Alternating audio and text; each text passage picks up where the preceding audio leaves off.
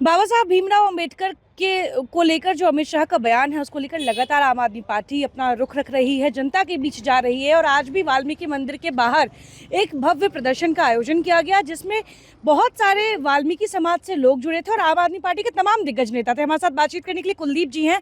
किस तरीके से देखते हैं अमित शाह जो बयान देते हैं कि भगवान का नाम इतना ले लेते तो अभी तक स्वर्ग मिल जाता, और आप लोग भीमराव अंबेडकर का हमेशा जयकारा लगाते रहते हैं सिर्फ? देखिए, हम तो छाती ठोक के कहते हैं कि हम जय भीम कहते रहेंगे। अमित शाह को जो कहना कह ले। अमित शाह कहते हैं कि आप अगर अंबेडकर की जगह भगवान होते तो स्वर्ग में चले जाते।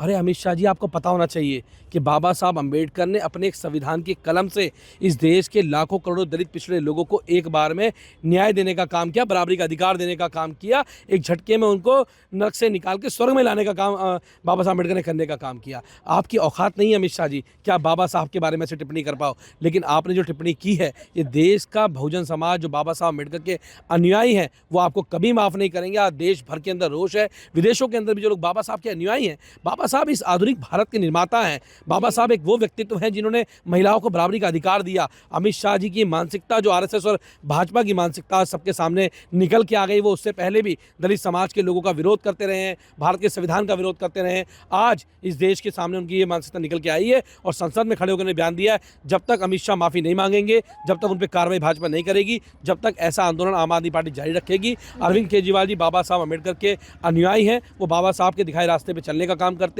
जब तक ये अमित शाह माफ़ी नहीं मांगेंगे, जब तक ये संघर्ष जारी रहेगा। अमित शाह जी ने कल प्रेस कॉन्फ्रेंस किया था और इस पूरे मामले पर उनका कहना है कि विपक्ष सिर्फ जनता के बीच भ्रम फैलाने का काम कर रही है और बाबा साहब अम्बेडकर का सबसे ज़्यादा अपमान तो विपक्ष ने किया है। भ्रम, इसको आप भ्रम नहीं कह सकते हो, ये तो आपके मुंह से कहे गए शब्द हैं।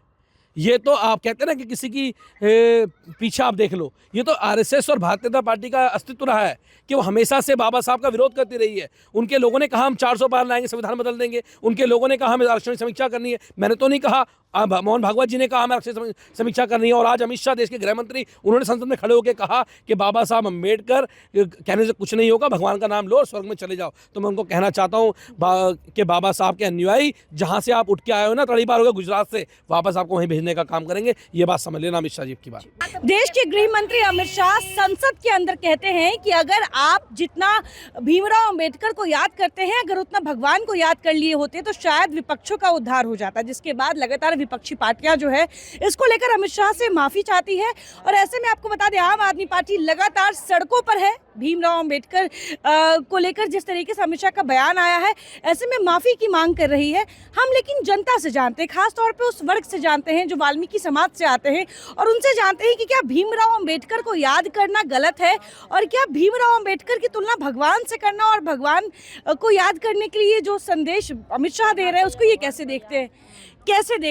अमित शाह कह रहे हैं कि आप जितना अंबेडकर जी को याद करते हैं उतना भगवान को कर लिए रहते तो शायद उद्धार हो गया। अंबेडकर जी भी भगवान है, हमें तो वही भगवान है। हमारा संविधान तो उन्होंने हमारे संविधान हमें इसलिए रचा है ताकि हमें सर उठा के जीने का मौका मिले, और नहीं हमें तो इन्होंने पैर की जूती समझ रखा है।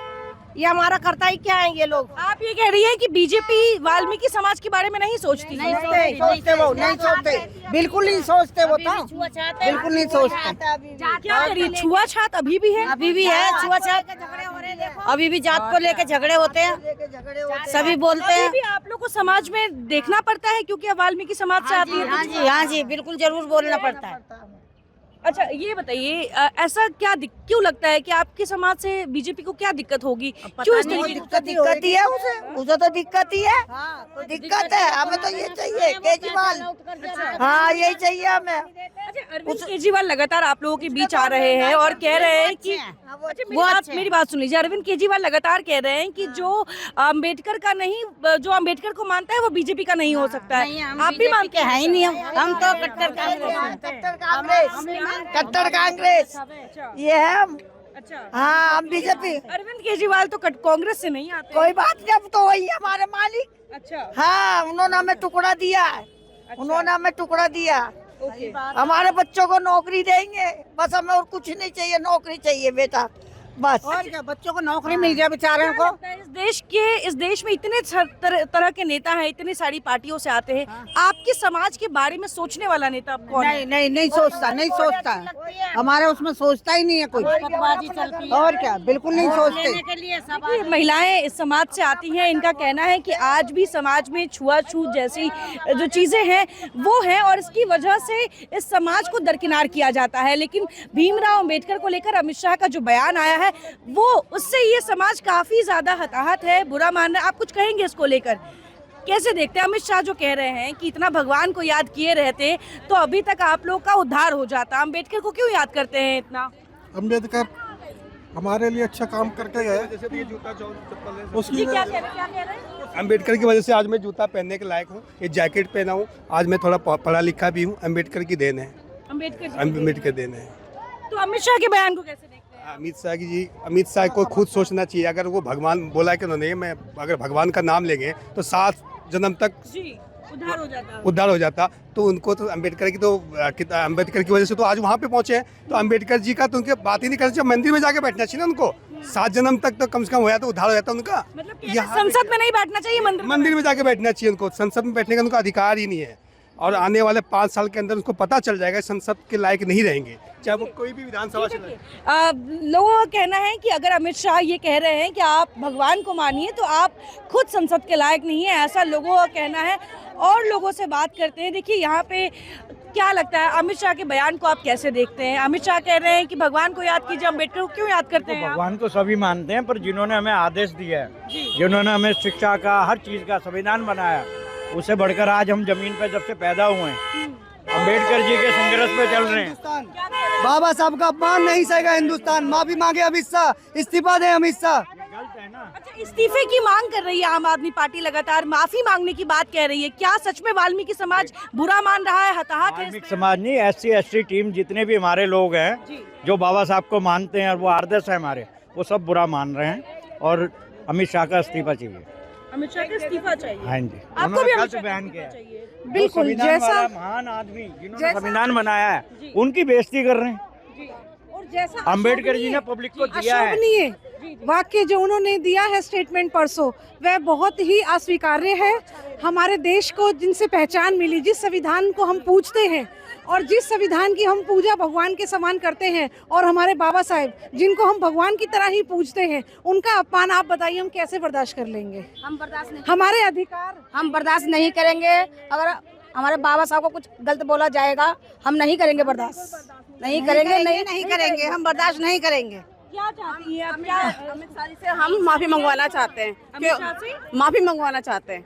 हम चाहते हैं कि हमारे पूरे समाज से वो माफी मांगे कि जो उन्होंने अपशब्द हमारे भगवान के लिए बोला है वो आगे से ना कहें, आगे से ना कहें, क्योंकि हमें बहुत दुख पहुंचा है कि उन्होंने जो इस तरह शब्द का अपमान करा हमारे भगवान का, और हमारे दलित समाज आज उसी की बदौलत समाज में। अच्छा, क्या लगता है अमित शाह को आपके समाज से क्या ऐसा दिक्कत है? अम्बेडकर जी से गरीबी को नहीं चाहते, वो गरीबी से प्यार करते ही नहीं है। दलित विरोधी है, उनकी भावना दलित विरोधी है, और उनका हमेशा से यही प्रस्ताव रहता है कि गरीबों को हटाया जाए। बीजेपी सिर्फ अमीरों की पार्टी है और वो किसी भी प्रकार से हमारी ना तो कोई सहायता करती है। बीजेपी बार बार राष्ट्रपति का उदाहरण क्यों देती है कि राष्ट्रपति द्रौपदी मुर्मू आपके समाज से आती है, उन्होंने आपके समाज आए बताओ, आप भी बताओ ना कहाँ से आए?